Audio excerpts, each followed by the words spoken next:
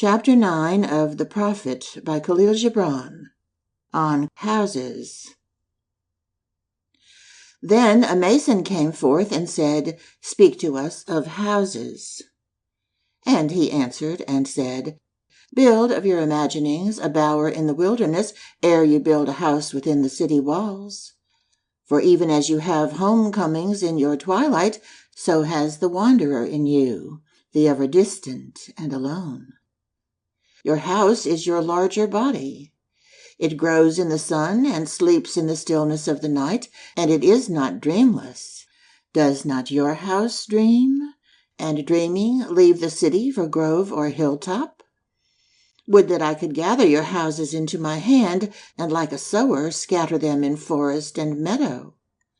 Would the valleys were your streets, and the green paths your alleys, that you might seek one another through vineyards, and come with the fragrance of the earth in your garments. But these things are not yet to be. In their fear your forefathers gathered you too near together, and that fear shall endure a little longer.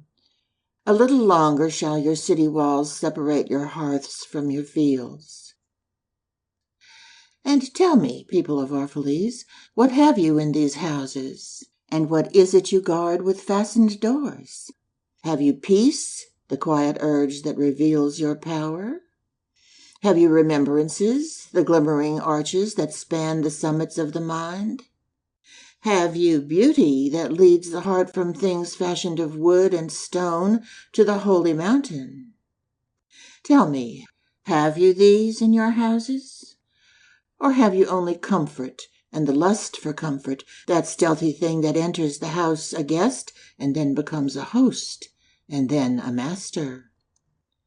Aye, and it becomes a tamer, and with hook and scourge makes puppets of your larger desires.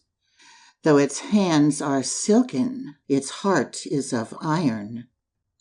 It lulls you to sleep, only to stand by your bed and jeer at the dignity of the flesh. It makes mock of your sound senses and lays them in thistledown like fragile vessels. Verily, the lust for comfort murders the passion of the soul, and then walks grinning in the funeral. But you, children of space, you, restless in rest, you shall not be trapped nor tamed.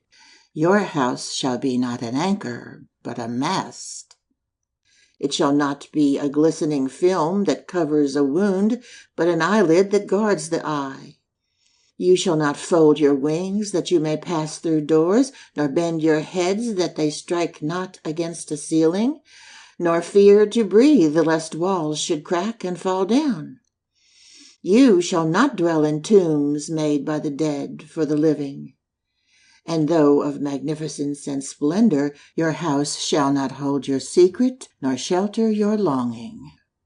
For that which is boundless in you abides in the mansion of the sky, whose door is the morning mist, and whose windows are the songs and the silences of night.